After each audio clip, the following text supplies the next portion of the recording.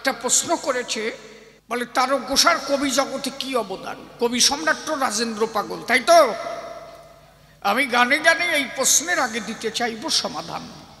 কে সে তারক চাঁদ, কি দিয়েছে সমাজের কল্যাণ, এবং কবি জগতে তার কি আছে অবদান, তাই না? আগে গিয়ে শোনাই আমার তারক চাঁদের একখানা গান, আপনারা জেনে থাকবেন সর্বজন। মার্গশীর্ষ অমাবস্যা শনিবার দিনে তারক গোসাই জন্ম নিয়েছিলেন জয়পুর ধামে। পিতার নাম কাশীনাথ, মাতা অন্নদা দেবী। মহাশক্তির আশীর্বাদে ফুটেছিল এক বীজ। জলম প্রজ্বলিত একটা সূর্যের ন্যায় দাঁড়িয়ে বলি সমর্থায়, একজন মতুয়া হতে গেলে প্রথমেই আমাকে তারককে জানতে হবে, এটা ভাববার বিষয়। কারণ দলিল হচ্ছে শ্রী শ্রী হরিলীলামৃত গ্রন্থ। এই গ্রন্থকে অবমাননা করলে সে মতুয়া জগতের কেউ নয়। কথা বোঝা যাচ্ছে কি? মতুয়া হতে গেলে আগে তারককে জানা চাই। এইবার আগে গেয়ে শোনাই তারক ঘোষের একটা কীর্তন। দাও হরি বল। হরি গুরু চাঁদ তারক চাঁদ মাতা সত্যভামা প্রেমানন্দে একবার হরি হরি বল, হরি বল, হরি বল,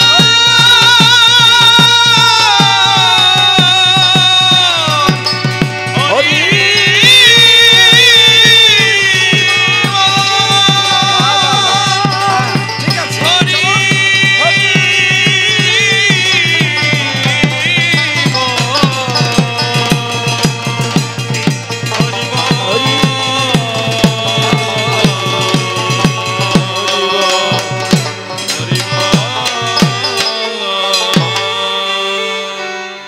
আমার তারক চাঁদের নাই তোরা, তোরা কে কে যাবি আয়, গোনা দিন তোর গেল বহিয়া। আমার তারক চাঁদের নাই, হরি হরি বল, হরি হরি হরি বল, গোনা দিন তোর গেল বহিয়া। আমার তারক চাঁদের নাই তোরা কে কে যাবি আয়, গোনা দিন তোর গেল বহিয়া। আয় আয় রে, হায় হায় রে, তারক চাঁদের নাই তোরা কে কে যাবি আয়, গোনা দিন তোর গেল বহিয়া। তারক চাঁদের নাই তোরা কে কে যাবি আয়, গোনা দিন তোর গেল বহিয়া। ও আয় রে, ও আয় রে, ও আয় রে, ও আয় রে। মার্গশীর্ষ অমাবস্যা শনিবার দিনে, শনিবার দিনে মনরে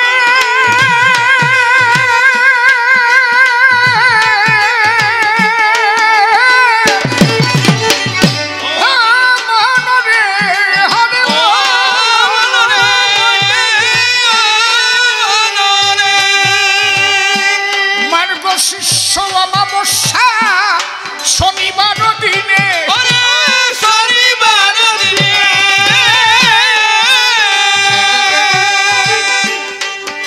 ওই দেখ আদ্যা শক্তি মহা মায়ার পূর্ণ কৃপা গুণে আমার সীতারক নামলো ভুবনে, শ্রীতারক নামলো ভুবনে, জগৎ আলো করিয়া রে, গোনা দিন তোর গেল। আমার তারক চাঁদের নাই তোরা কে কে যাবি আয়, গোনা দিন তোর গেল। ও আয় রে, ও আয় রে, ও আয় রে, ও আয় রে।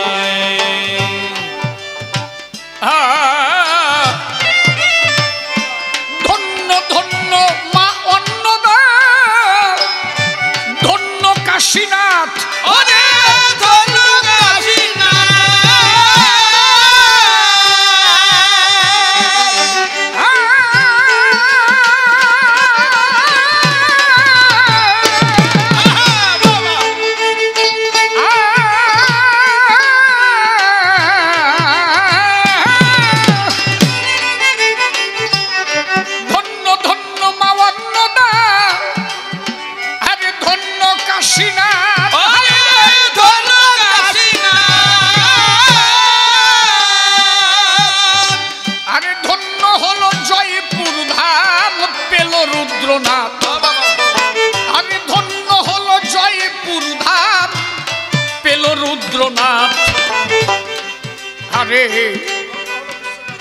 ধন্য হলো বিশ্ব জগৎ, ধন্য হলো বিশ্ব জগৎ, ধন্য হলো বিশ্ব জগৎ তারক চাঁদ পাইয়া রে। দিন তোর গেল আমার তারক চাঁদের নাগরা দেখে যাবি দিন তোর গেল ও আয় রে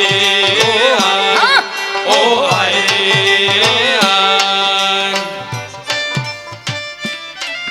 অষ্টাদশ স্তবক মা কালী করল দান।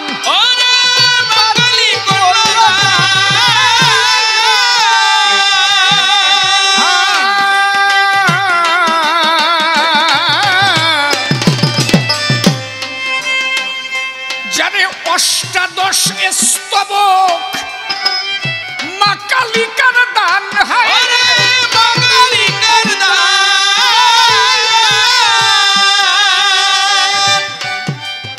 ও তার কাঁধে বসে গাইতো আমার শিহরি চাঁদ গান। ও তার কাঁধে বসে গাইতো আমার শিহরি চাঁদ গান।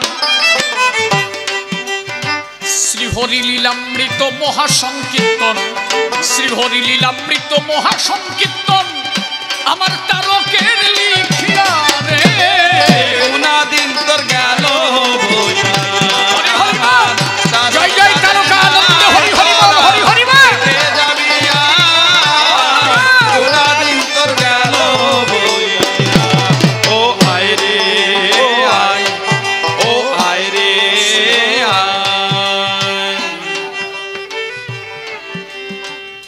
একটু আলোচনা না করিলে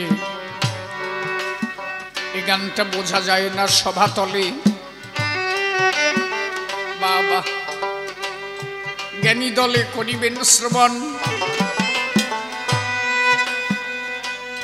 কে সেই তারক চান কি দিয়েছে এ ভুবন। বলে কবি সম্রাট রাজেন্দ্র পাগল তারকের কি আছে অবদান। একটু লক্ষ্য দিয়ে শোনেন। যদি বলি তারকের কথা বসে শোনেন বিজ্ঞ শ্রোতা,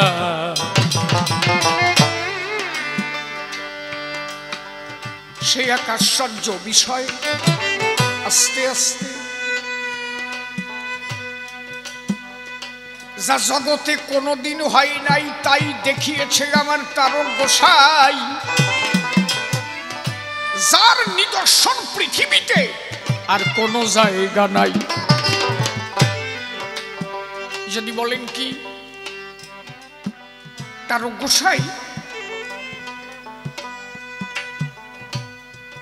জন্ম নিয়েছিলেন লোহাগড়ার পাশে জয়পুর গাঁয়ে। মায়ের নাম ছিল অন্নদা দেবী, পিতার নাম কাশীনাথ।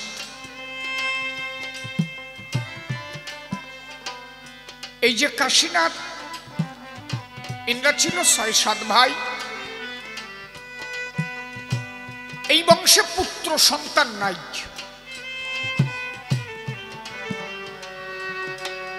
তারক গোসার ২ জন জেঠু মশাই, একজনের নাম চূড়ামণি, একজনের নাম শিরোমণি, বসে শোনেন জ্ঞানী গুণী। এই চূড়ামণি আর শিরোমণি কলকাতায় চাকরি করে।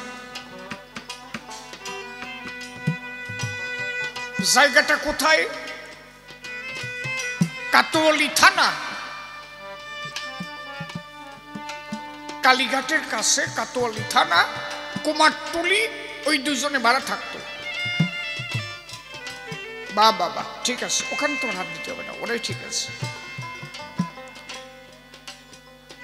একবার ওই চূড়ামণি আর শিরোমণি কালীঘাটে কালী পুজো দিতে গেল। চূড়ামণির মাথায় ভালো চুল ছিল, চুলের হাওয়া লাগলো কালীর গায়ে। ডাক দিয়ে কালী বলে, বসে শোনেন জ্ঞানী দলে, ওই ছেলেটার চুল দিয়ে যদি একটু চামর বানাইয়া আমারে কেউ হাওয়া দেয়, ওর ওই চুলের হাওয়া আমার লেগেছে গায়ে, অঙ্গ আমার শীতল হয়। ওই চুল দিয়ে সামর বানাইয়ে যদি কেউ একটু হাওয়া দেয়, আমি মনে বড় আনন্দ পাবো। ওর চুল আমি নেব, রাত্রিবেলা স্বপ্ন যোগে পুরোহিতকে কয়। কালীঘাটে যে পুজো দিত, ওরে রাত্রে স্বপ্নে বলল, এই কি কালকে যে ছেলেটা ওই যে পুজো দেশে আমার কাছে, মাথায় ভালো চুল আছে, ওর চুল কেটে একটু চামর বানাইয়ে আমার হাওয়া দেওয়া যায়? বলে, মা তুমি যখন চেয়েছো, আমি ওর কাছে যেতে চাই। এখন চুল তো ও যদি না দেয় তাহলে তো আর কিছু করার কায়দা নাই নাকি? তবে আমি তার কাছে বলবো যে মা কালী চুল চেয়েছে। ওরা যে কুমারটুলি ভাড়া থাকতো, ওই ভাড়া ঘরে পুরোহিত গিয়ে বলছে কি, আচ্ছা তুমি কি চূড়ামণি? বলে হ্যাঁ। বলে তোমার চুলের হাওয়া লেগেছে মার গায়ে, মাঝে তোমার কাছে চুল চাই। চূড়ামণি বলে, তাই মরে যাবো তবু চুল দেবো না কালী রে, মনে রেখো। তাই আমি কত যত্ন করে চুল রাখছি কালীরই দেবার জন্য নাকি? তাই চাকরি ছেড়ে দেবো তবু চুল দেবো না, অন্তরে করি ধারণা। চুল দেবে না,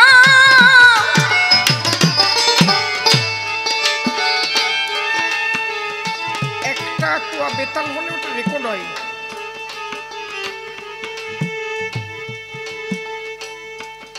চাকরি ছেড়ে দেব তবুও আমি চুল তাকে দেব না।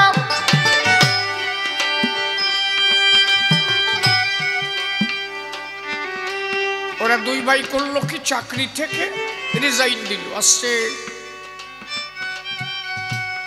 কোথায় আছো? রিজাইন দিয়ে চলে গেল। এখন ওই যে নৌকা করে যাচ্ছে, কালীরে চুল দেবে না বলে চাকরি থেকেই রিজাইন দিল। আপনি ভাবতে পারেন, এখন নৌকা করে যাচ্ছে দুই ভাই, চূড়ামণি শিরোমণি। ওই নৌকার মধ্যে বিসূচিকা শুরু হয়ে যায়। যেই বিসূচিকা হয়ে গেল, শিরোমণি চূড়ামণিকে বলল, শোন কি, তোর কিন্তু আসলে রোগ না, এই রোগ কালী বাঁধাইছে, চুল নেবে বলি। ওই যে খর্ব নিয়ে কালী নৌকার পরে দাঁড়ায় রয়েছে, চল চুল দিয়ে আসি। চূড়ামণি বলে, তাই মরে যাবো, তা ওই কালী রে চুল আমি দেবো না। মরে যায় যায়, পরিস্থিতি আর ভালো নাই। শিরোমণি বলে, ভাই প্রাণ পাখি যদি উড়ে যায়, চুল দিয়ে কি করবো রে ভাই? চল কালীরে দিয়ে আসি, এই চুল তার রাঙা পায়। চুল কেটে চুল দিলে নূতন চুল আবার মেলে। সবার কি চুল আর কালী চায়? এ জগতে ভক্ত না হলে তার চুল কি আর মা চাইতে পারে বিশ্বতলে? তোর মতো ভক্তের চুলে মা হাওয়া খেতে চায়। চূড়ামণি দিল সাই, গেল তারা দুই ভাই। যেই চুল কেটে দিল কালীর পায়ে, রোগ ভালো হয়ে গেল। বসে শোনেন জ্ঞানী দল। চূড়ামণি দুঃখ নিয়ে এসে কুমারটুলি সেই ভাড়া ঘরে শুয়ে পড়ে। সে সময়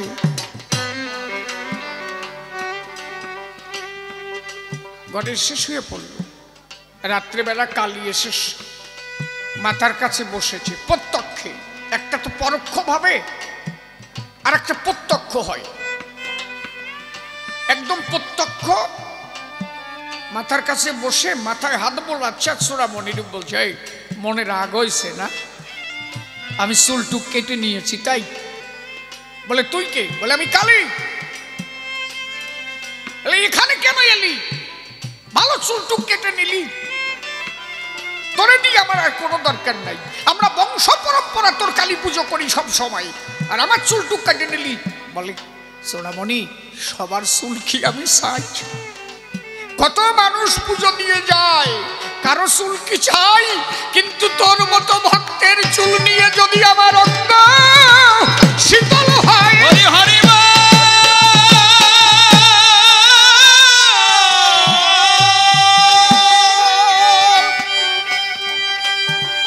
তো এই জন্য তো চেয়েছি তোর চুল। আমি কি করেছি বল? আরে তোরা বংশ পরম্পরা, তুই তো আমার মূল। চূড়ামণি বলে, তাই তা আসছিস কিসের দায় বল দেখি আমায়। বলে, তুই তো মানে চুল দিলি, আমি তোরে কিছু দিতে চাই, নিবি? কি দিবি? বলে, আমি তোর ঘরে কন্যা হয়ে যেতে চাই। বলে, কন্যা হয়ে যাবি মানে? বলে, আমি তোর ঘরের মেয়ে হব, তোর ঘরে জন্ম নেব। চূড়ামণি বলে, তাই তোমার মতো কালিতারা মাইয়ে নেব, পরে যে কয় লাখ টাকা দিয়ে বিয়ে দেবো ও সাথে আমি পারবো না, তোমার মতো মাইয়ে আমার দরকার পড়ে না। বলে, যদি আমি পুত্র হয়ে যাই, বলে তালি নেব। আমাকে বংশে না কোনো ছল নাই। বলে, তাই? আমরা যে ৬-৭ ভাই, আমাকে কোনো ছল নাই। তা যদি ছেলে একটা পাই তাহলে সেই ছল নিতে চাই। কালী আশীর্বাদ করলো, যা হবে। বলে, তুই তো কালী, তোর তো যাওয়ার কায়দা নাই, তা কারে পাঠাবি? বলে, আমার স্বামীর রুদ্র অংশের এক অংশ তোর ঘরে যাবে। শিবের একাদশ রুদ্র, তা বললে তার এক অংশ, এক রুদ্র অংশ তোর ঘরে যাবে। বলে, কার ঘরে যাবে? আস্তে, আমার কথা তো বোঝা যাচ্ছে বোধ হয় নাকি? তাহলে কথা বলবো কেন, চুপ করে শুনবো। বলে, কার ঘরে যাবে? বলে, আমার নাম কালী, আমার নামের অর্ধ অক্ষর যার মধ্যে পাবে সেই ঘরে যাবে। চূড়ামণি বলে, তাহলে অসুবিধা নাই, আমার ছোট ভাইয়ের নাম কাশীনাথ, তোর কয়াকার দিয়া কালী আর আমার কাশীনাথ কয়াকার, তাহলে মিলে গেছে। তাহলে যাবি আমার ভার ঘরে পাশে?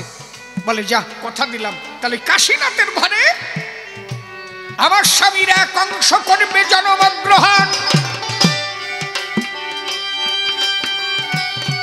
তুই এ খবর দে তোর ভাইয়ের সদন। কথা শুনে চূড়ামণি জয়পুরে করিল গমন। এদিকে হলো কি, তার গোসার বাপদাতা পরম্পরা, বংশ পরম্পরা, ওনার দাশক্তি মহামায়ার পুজো করে আসতে। ওই বাড়িতে তার গোসার ঠাকুর মা কাশীনাথের মা মহামায়া স্বপ্নে দেখাইছে কি, এই বছর যে পুজো হবে আমি নিজে স্বয়ং পুজো খাবো, যেন পাঠা বলি না দেয়। কথা বোঝা যাচ্ছে? বলে, এই বছর পুজোতে যেন পাঠা বলি না হয়, যেন বৈষ্ণব আচারে পুজো হয়। তোমাদের আছে যে গুরুপুত্রগণ, তারা এসে করবে পুজোর আয়োজন, কোনো পাঠা বলি ওখানে হয় না যেন কখন। মা স্বপ্নে দেখালো, পুজো আরম্ভ হলো। তার গোসার একজন জেঠু মশাই ছিল, তার নাম ছিল শম্ভুনাথ, জন্ম অন্ধ। এই অন্ধটা ভেজাল বাঁধালো, মানে কানাডাই ভেজাল বাঁধাইছে। বৈষ্ণব আচারে পুজো হচ্ছে, আর ওই কানা এসে বলছে এবছরও পাঠা বলি দিতে হবে। তার গোসার ঠাকুরমা বললো, তাই এবছর কোনো পাঠা বলি হবে না, মা আমারে করেছে বারণ, শাক্ত আচারে পুজো হবে না, বৈষ্ণব আচারে পুজো হবে, পাঠা বলি দেওয়া যাবে না। পুজো শুরু হয়ে গেল, আর ওই কানাডা করলো কি, একটা পাঠা কিনে এনে খাটের সাথে বাঁধিয়ে রাখলো। ভেজাল বাঁধালো কি, টের পাইছেন তো? ও খাটের কোনায় ওই পাঠা বেঁধে রেখেছে, আর কয়েকজন ভাইরে বলছে কি, পাঠা বলি রাত্রে হবে, ওই গুরুপুত্রকে আর একবারই শোয়াই রাখতে হবে। জনম্বরে পাঠা বলি দিলাম, এবার দেবো না তাই ভাই, এবারও দেব। ওই কয়জন টেয়ার পাবে না, রাত্রে দিয়ে রক্ত টক্ত ধুয়ে ফেলবো। ওই রাত্রে যেই পাঠান ঠেং ধরে দেশে টান, পাঠা চিৎকার করে উঠেছে যখন, ওই যে গুরুপুত্রগণ যে বাড়িতে করেছিল শয়ন, ওরা ওখান থেকে করলো শ্রবণ। এত রাত্রে পাঠান চিৎকার হয় কি কারণ?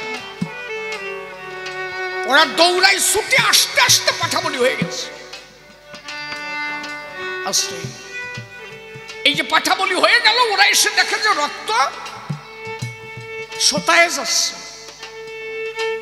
ওরা এসে মায়ের সামনে দাঁড়ায়, বলছে মা তুই তো স্বপ্নে বলেছিস বৈষ্ণবাচরে পুজো নিবি, তাই পুজো দিতে এসেছি আমরা। পাঠাবলি হওয়ার কথা না, পাঠাবলি হলো কেন? অভিশাপ করলাম দান, এই বংশে আর কোনদিন জন্মাবে না কোন সন্তান। অভিশাপ হয়ে গেল। পাঠাবলি হলো কেন?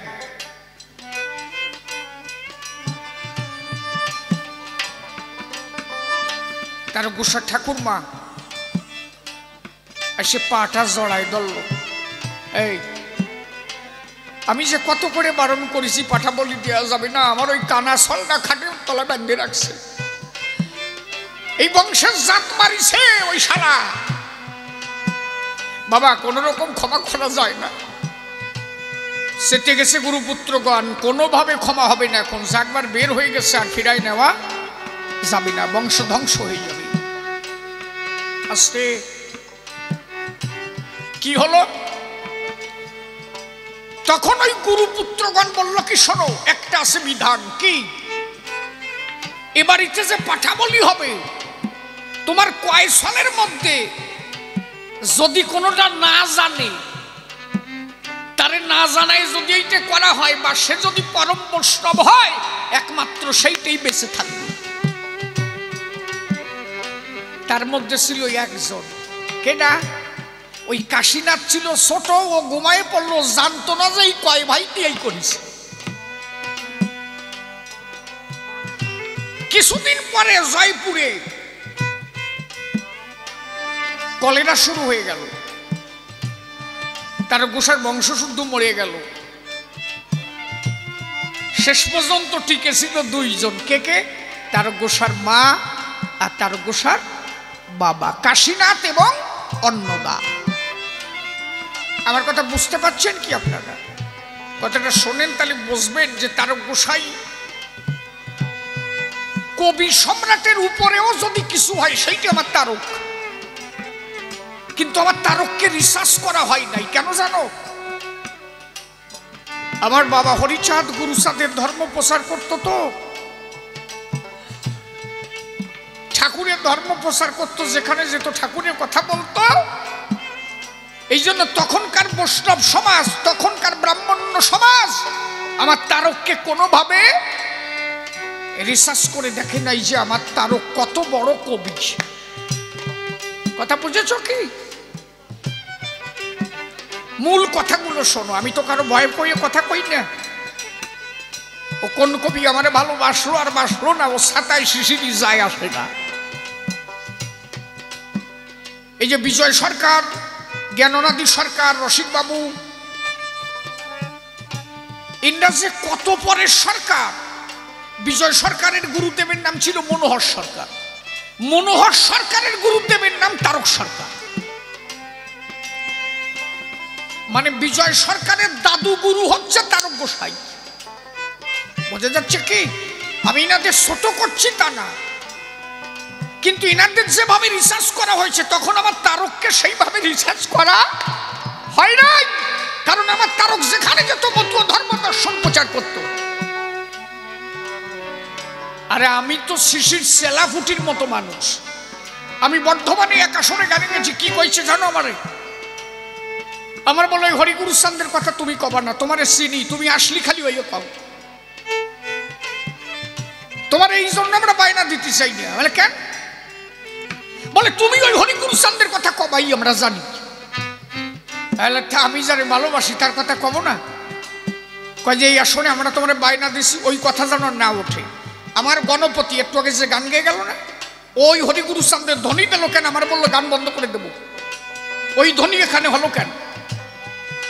তাহলে এখনকার সময় যেখানে একটা গ্রামে ঢুকলে এখন 50 জন মতুয়া পাওয়া যায়, এখনো যদি পরিস্থিতি এই থাকে, তাহলে তখন আমার তারক কত কষ্ট করে ঠাকুরের ধর্ম প্রচার করেছে। জয় জয় তারক গোসাই প্রেমানন্দে হরি হরি হরি।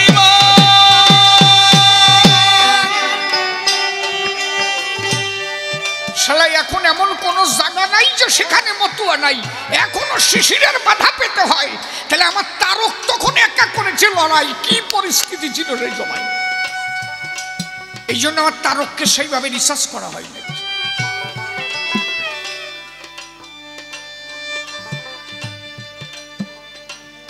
আস্তে কি হলো, ওই যে পাঠা বলি হয়ে গেল, বংশের সব মরে গেল, ওই 2 জন বেঁচে থাকলো কলেরা রোগে। কাশীনাথের তখন এমনই বয়স, যে বয়সে আর সন্তান হওয়ার সম্ভাবনা থাকে না। ওনার স্ত্রী অন্নদা তখন প্রায় বৃদ্ধ অবস্থা। তারক গোসাইর 12 বছর বয়সে ওনার বাবা মারা যায়। তারক গোসাইর বাবা কবি গান গাইতো কাশীনাথ। তারক গোসাইর বয়স যখন 12 বছর, তখন ওনার বাবা মরে যায়। একেবারে শেষ বয়সে যেয়ে তারকের জন্ম। ওনার স্ত্রীরা জোয়ার ভাটা আসার কথা নয়। মেয়েদের একটা সময় আছে না, তারপরে আর জোয়ার ভাটা থাকে? কথা কই, ওই বুড়ি তো ভালো বুঝবে না, হু ও দেয় না, হা ও দেয় না, দেখো সাতা বোঝে না। আর জোয়ার ভাটা নাই, নতুন করে জোয়ার হইছে।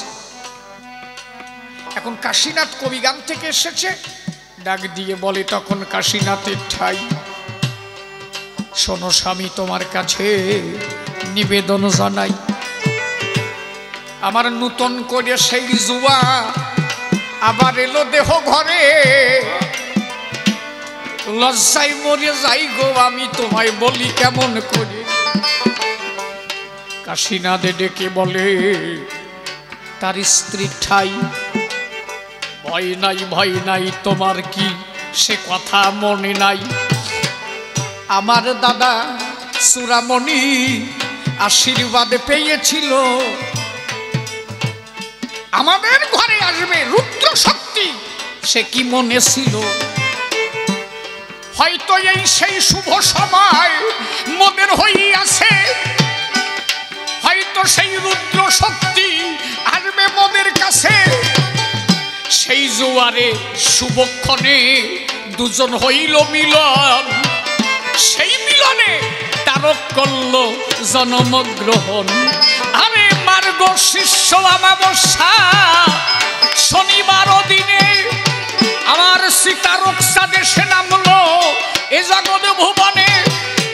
একবার তারক গোসাই প্রেমানন্দে হরি হরি বল,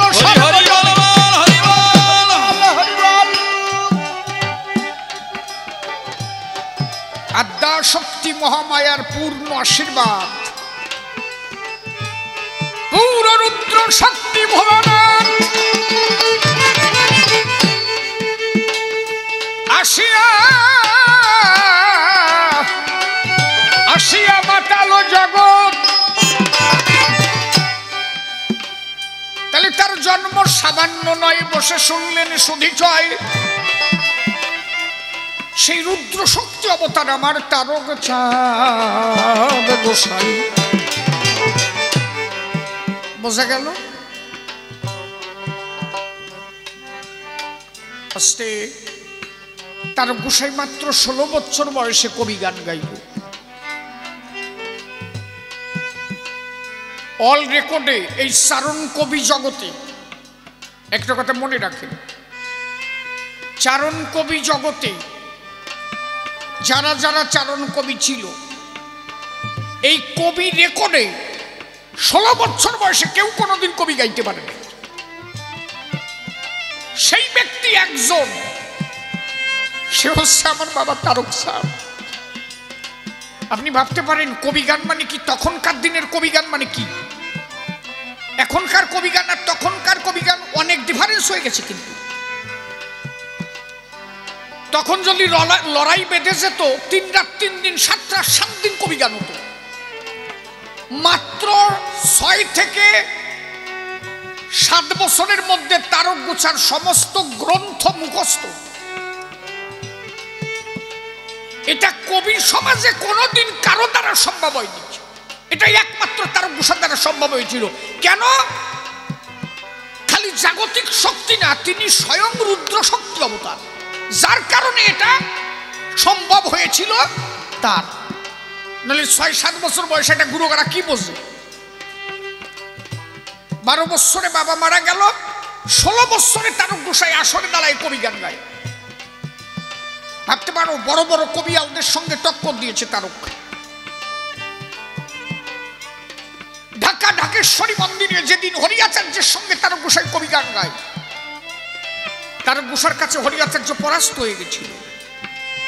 হরিয়াচার্য এসে বলল, কে কিরে, কে আছে তোর দ্বারে? এত গান শুনেছি, এত কথা শুনেছি, তুই যা কর সে কারো কাছে শুনি নাই, কে তোর কাছে? তার গোসাই বলে যে আমার কাছে কি আছে তা জানি না, তবে ওরাকান্দি বাবা হরিচাঁদের কাছে গেছিলাম, বাবা কইছিল আমি তোর কাছে থাকবো, আমি তোর মাথায় থাকবো, তোর ভয় নাই, আমি তোর হয়ে তোর কাছে থাকবো সর্বদা।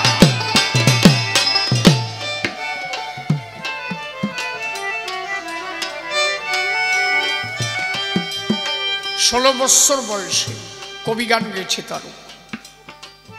ভাবতে পারো তুমি? শ্রী শ্রী হরিলীলামৃত গ্রন্থ, শ্রী শ্রী মহাসংকীর্তন, এই দুটো অমূল্য গ্রন্থ তারকের দান। যে হরিলীলামৃত গ্রন্থ পড়লে আপনি বুঝতে পারবেন যে শ্রী শ্রী হরিলীলামৃত গ্রন্থখানা কি। যদি কোনো বৈষ্ণব হন, আমি অনুরোধ করে বলছি, আপনি একটা শ্রী শ্রী হরিলীলামৃত গ্রন্থ কিনে পড়বেন, নিখুঁতভাবে পড়বেন, একবার না 1 থেকে 100 বার পড়েন। আপনি দেখবেন সনাতন ধর্মের যতগুলি স্বীকৃতিপূর্ণ ধর্মগ্রন্থ, তার এক একটা রেফারেন্স তারক গোসার হরিলীলামৃতের মধ্যে তুলে ধরা আছে। আচ্ছা, যদি সমস্ত গ্রন্থ তার জানা না থাকে, ওর মধ্যে রেফারেন্স টানে কিভাবে? কথাটা বোঝা যাচ্ছে কি? হরিলীলার শেষ সিদ্ধান্ত হলো শ্রী শ্রী হরিলীলামৃত গ্রন্থ। কেন?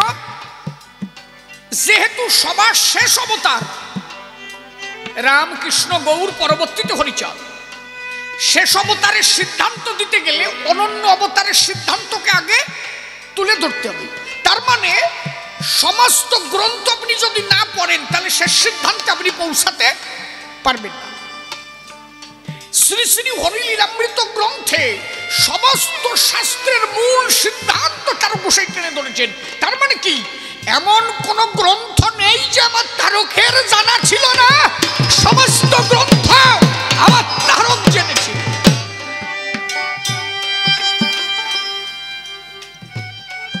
এই জন্য বিশ্বশ্রেষ্ঠ আমি মনে করি এবং আমি দাবি রাখি, আমাদের ওরাকান্দি, আমি দাবি রাখি আমাদের ঠাকুরবাড়ি, যারা যারা মতুয়া সমাজ যে যেখানে আছে, সবার উচিত একমাত্র কবি সম্রাট বা মহান কবি বা বিশ্বশ্রেষ্ঠ চারণ কবি হিসাবে আমার তারকের নাম যাতে স্বর্ণ অক্ষরে থাকে, এইটা যেন তারা করে। আমার তারকের উপরে শ্রেষ্ঠ কবি আর কেউ হয় না।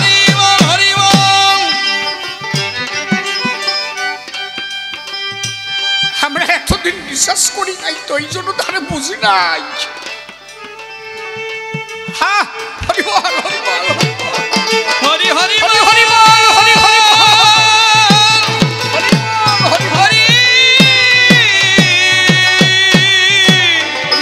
হরি হরি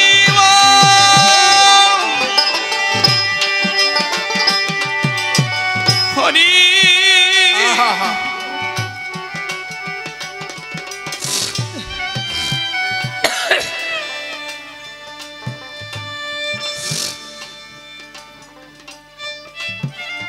তার গোসার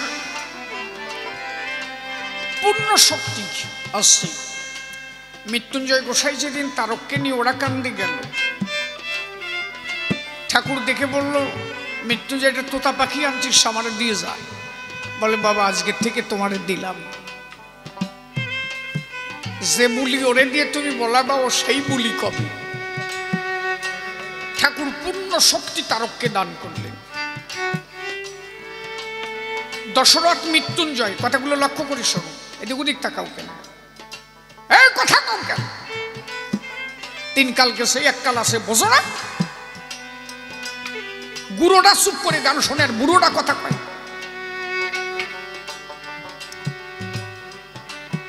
মৃত্যুঞ্জয় আর দশরথ তার গোসাই বলল, তার গোসাইকে বললো, হরিলীলামৃত গ্রন্থ লেখ। বললো, আমি লিখতে পারবো না। বলে, আমার দ্বারা হবে না। মৃত্যুঞ্জয় বলে, আমি বর দিলাম। দশরথ বলল যে, তোর বাবা যেই বর দিয়েছে আমিও বর দিলাম, লেখ। কয়জনের বর তারকের মাথায় খালি চিন্তা করেন। আসতে 24 বছর কেটে গেল, এর মধ্যে গ্রন্থ লেখে নাই। হরিলীলামৃত এত সহজ গ্রন্থ মনে করো নাকি? এই দুজন আশীর্বাদ দিয়ে গেল, তারপরে 24 বছর কেটে গেল, তাও তারক লিখতে সাহস পাই না। গোলক পাগল নরসিংহ রূপ ধরে এসে বলল, লিখবি?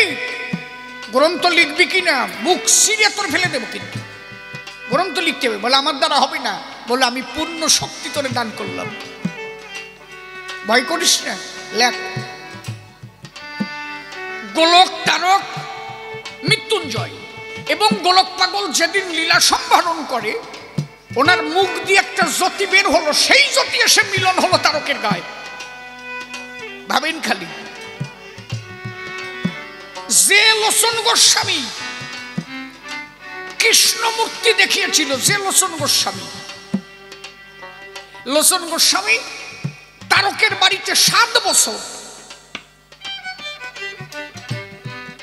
7টা বছর তারক গোসার বাড়িতে লোচন গোস্বামী, মানে লোচনের জীবনে যত পূর্ণ শক্তি সব তারককে অর্পণ করা। হীরামন পাগল একদিন তারকের বুকের উপরে পা তুলে দিল। তারক গোসাই আর হীরামন দুইজন এক জায়গায় শুয়ে আছে। এখন হীরামন পাগলা জড়ায় ধরতেছে। তারক গোসাই বলছে, মনে মনে ভয় পাচ্ছে যে আমার জীবনে কত পাপ, পাগল আমারে জড়ায় ধরছে। হীরামন লাফ দিয়ে উঠে বুকের উপরে বা পাখানা তুলে দিয়ে বলছে, তোর কতটুক পাপ আছে না আছে আমি জানি। পা দিয়ে বুকের উপর একটা টান দিয়ে বলল, যা, আমিও তোরে শক্তি দান করে গেলাম। তাহলে গোলক দিল, মৃত্যুঞ্জয় দিল, দশরথ দিল, হীরামন দিল, থাকলো কিনা মহানন্দ। যেদিন অক্ষয় চক্রবর্তীকে দীক্ষা দেবে তারক গোসাই, তারক গোসাই বলল, কানে মন্ত্র আমি দেব না, ও নাই। মহানন্দ পাগল বলল, কি ও তো বাওনের সাল, ও যখন ধরিস তুই একটু কানে দে, আমি তোরে শক্তি দিলাম, তুই দে, সর্বশক্তি তোরে দিলাম। হরি হরি হরি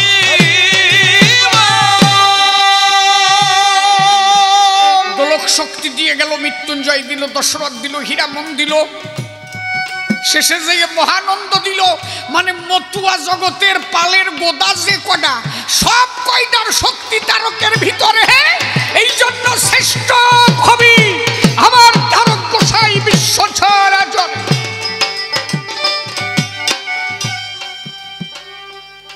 কথা বোঝা যাচ্ছে আমার? অশ্বিনী গোসাই খালি খালি লিখে গেছে নাকি? যার নাম নিলে হয় সমন দমন, নামটি তার তারক ব্রহ্ম রসের সোরা। গিয়ে দেখলাম মতুয়া পাড়া, গিয়ে শুনলাম মতুয়া পাড়া। কবি জগতে তার অবদান। এই যে কবিগান, এই কবিগান এত পরিমার্জিত ছিল না। কবিগানে এত বাজে কথা হতো। আগে যদি মেয়ে ছেলে কবিগান শুনতে যেত, ঘরের বাবা কি কথা জানো? ঠেঙের নলা বাইয়ে ফেলবার নিচ্ছে। ওই কবি শুনতে যাওয়া, ওই বাজে কথা, এত বাজে কথা আসরে বলা হতো। আমার তারক গোসাই চিন্তা করলো কি, কবি গান শুনতে আসে ধর্মের গান, পরিবারের আসে সমস্ত সর্বজন, সেখানে তার কন্যা থাকে, ছেলে থাকে, মা থাকে, বাবা থাকে, তাহলে সম্মিলিতভাবে শুনতে আসে ধর্মের গান, ধর্মের কথা, ধর্মের আলাপন, সেখানে বাজে কথা হবে কি কারণ? এই সর্বপ্রথম কবি গানটাকে পরিমার্জিত ভাবে যিনি তুলে ধরলেন তিনি আমার তারক গোসাই।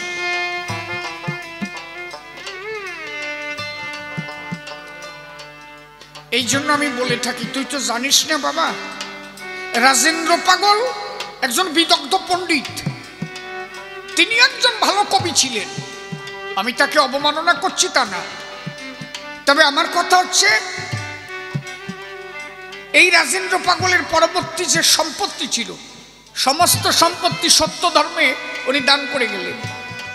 আমি সেই চুনখোলা গিয়ে দেখে এসেছি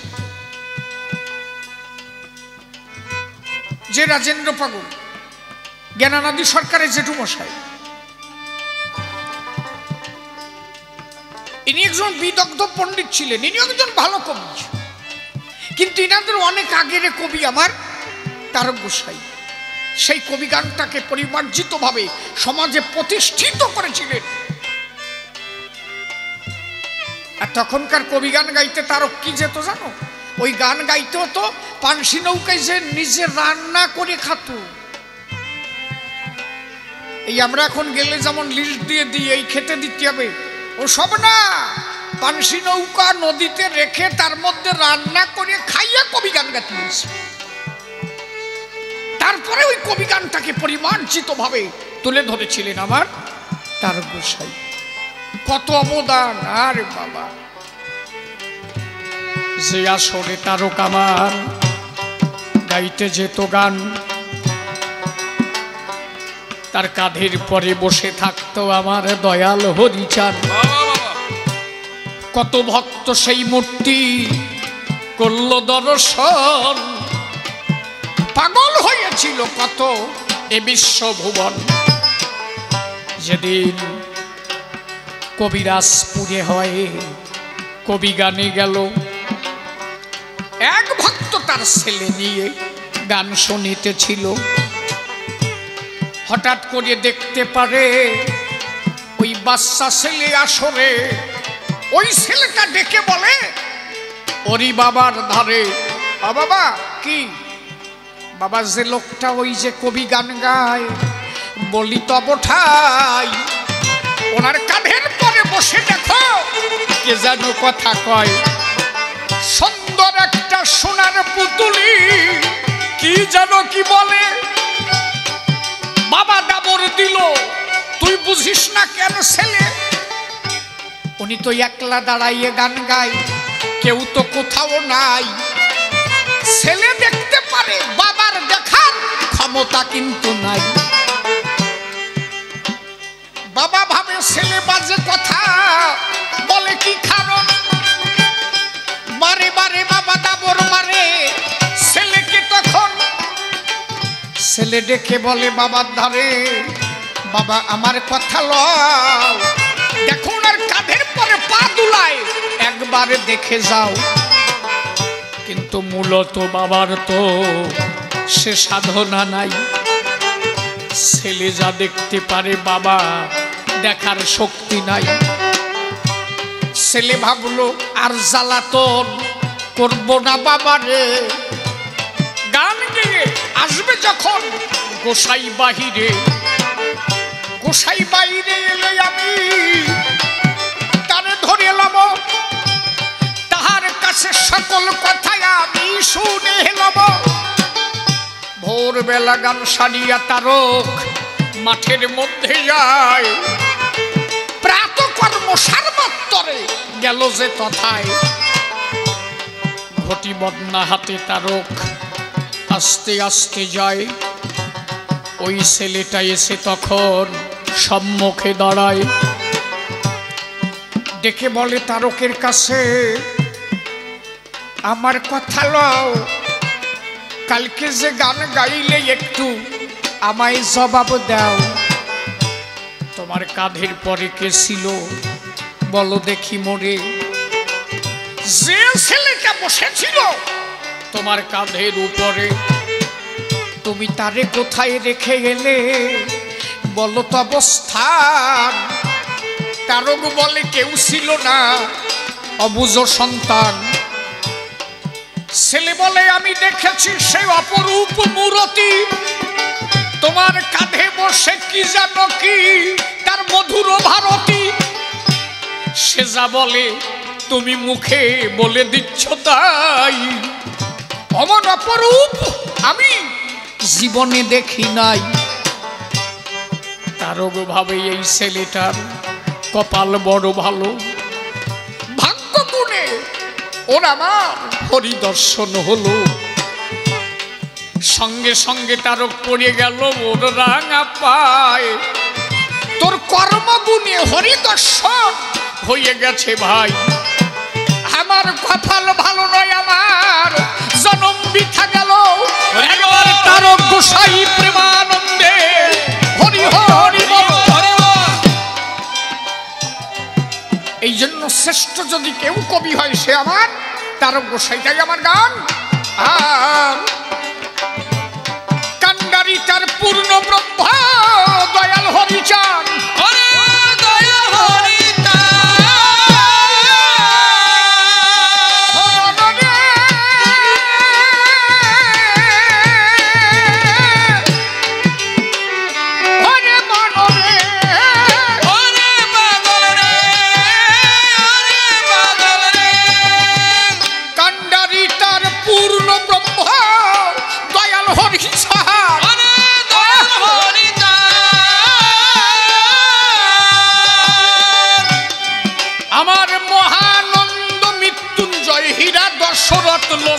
তারা পূর্ণ শক্তি করলো অর্পণ,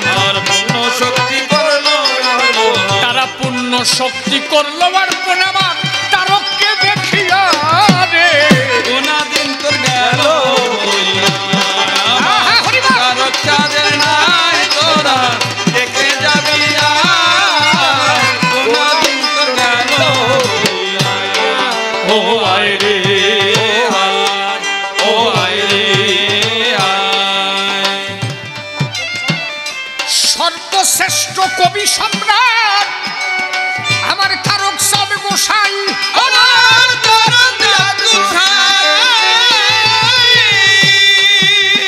মাত্র 16 বৎসর বয়সে সে কবি গীতি গায়, এ নিদর্শন কোথাও নাই, এ নিদর্শন কোথাও নাই, এ নিদর্শন কোথাও নাই এ বিশ্ব জুড়িয়া রে। দিন তোর গেল হরি হরি আমার তারক চাঁদের নাই তোরা দেখে যাবি দিন তোর গেল। ও আয় রে ও আয় ও আয় রে আয়। কত বোবা লোকে কথা বলে আরে অন্ধে দেখতে পায়,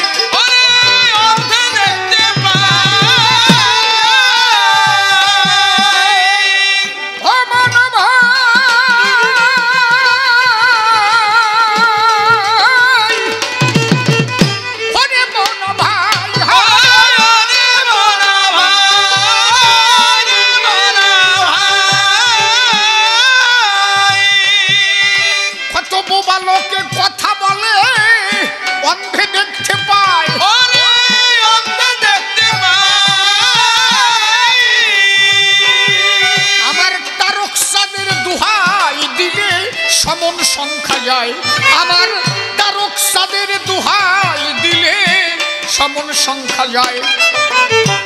ও কত মরা দেহে প্রাণ ফিরে পায়, মরা দেহে প্রাণ ফিরে পায়, ও কত মরা দেহে প্রাণ ফিরে পায়। ও আমার তারকের কি পাইয়া রে দিন তোর গেল হরি হরি আমার তারক চাঁদের নাই তোরা দেখে যাবি দিন তোর গেল। ও আয় রে ও আয় ও কত দুঃখিতা পিতরে গেল আমার তারকের দয়ায়, আমার তারকের দয়ায়।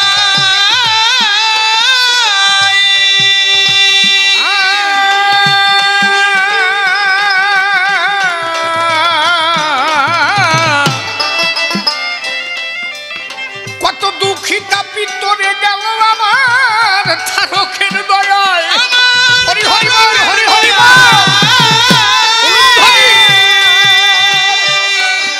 কত দুঃখিতা পিতরে গেল আমার তারকের কৃপায়, আমার তারকের কৃপায়।